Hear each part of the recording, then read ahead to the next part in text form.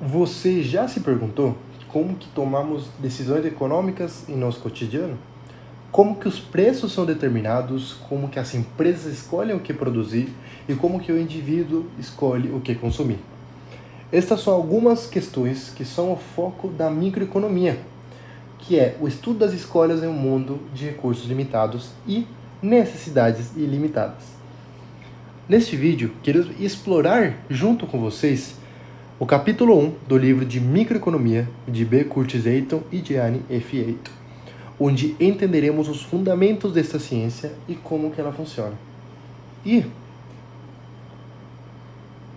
importante também, como que ela afeta no nosso dia a dia. Mas no final, o que é a microeconomia? É uma área da economia que estuda como que os indivíduos e as empresas tomam decisões para alocar recursos escassos, como consumir e como produzir. Seu objetivo é entender o comportamento dos agentes econômicos, como que essas escolhas afetam o funcionamento dos mercados. Como, por exemplo, por que o preço de um produto sobe quando sua oferta diminui? Ou, como que os consumidores decidem entre comprar mais de um item A ou comprar mais de um item B, ou simplesmente economizar? No gráfico a seguir, podemos ver o gráfico mais essencial, mais importante do estudo de microeconomia. Ele é a base de 90% das análises de microeconomia, e nele podemos ver como o preço é relacionado à quantidade, preço X quantidade, e as linhas de demanda e as linhas de oferta. A metodologia da microeconomia utiliza modelos econômicos para simplificar a realidade e analisar o comportamento dos agentes. Esses modelos são construídos com base em suposições, como a racionalidade econômica, que sugere que indivíduos e empresas agem buscando maximizar sua utilidade ou lucro. Novamente, isso aqui são suposições, não necessariamente condiz com a realidade, mas são nessas suposições que se baseia todo o estudo de microeconomia. Outro princípio importante também é o ceteris paribus, que significa tudo ou mais constante. Essa abordagem permite focar somente no que queremos estudar, sem distrair-nos com variáveis externas. No gráfico a seguir, podemos ver como o preço de um par de sapatos é relacionado com a quantidade de sapatos que serão produzidos. Podemos notar que quanto o preço aumenta, a quantidade também aumenta. Algo que seria um pouco óbvio, na nossa opinião, mas que precisa ser visualizado através de um gráfico. Porque quanto o preço aumentar, claramente as empresas vão querer produzir mais para maximizar seu lucro. O dilema da escassez e das trocas. A escassez é o dilema central da microeconomia. Que nem eu falei um pouco para trás, os recursos são limitados, porém as necessidades humanas são ilimitadas. Por isso é que somos obrigados a fazer escolhas. Essas escolhas envolvem trocas ou trade-offs.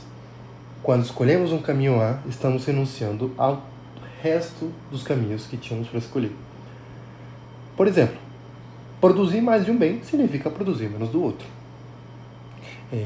Na imagem a seguir, podemos ver bens que são limitados no planeta Terra, que então o ser humano precisa escolher o que eu vou produzir daqui e o que eu não vou produzir daqui. O que é mais importante para mim e o que é menos importante para mim. Para realizar essas escolhas, podemos utilizar o diagrama de fronteira de possibilidade de produção, que mostra os trade-offs entre bens. Ou seja, enquanto estou produzindo X quantidade de A, qual a quantidade que vai me sobrar para produzir sobre B? Este também é um dos gráficos mais utilizados na microeconomia. Os mercados têm um papel importantíssimo na hora de coordenar as decisões econômicas. Eles conectam a oferta e a demanda, determinando os preços e orientando os agentes econômicos sobre o que vão produzir e o que irão consumir. Por exemplo, quando a demanda por um produto aumenta, o preço sobe, incentivando mais a produção, que é algo que podemos notar através deste gráfico. Podemos também notar o ponto de equilíbrio, que é o ponto essencial que vai maximizar o lucro das empresas e vai maximizar a utilidade dos demandantes, dos indivíduos que irão demandar o tipo de produto. No estudo da economia, se tem uma rivalidade entre o macro e o micro, macroeconomia e a microeconomia. Mesmo assim, é importante entender que um depende do outro. Não existe economia sem o macro e sem o micro. Mas como que eles se relacionam?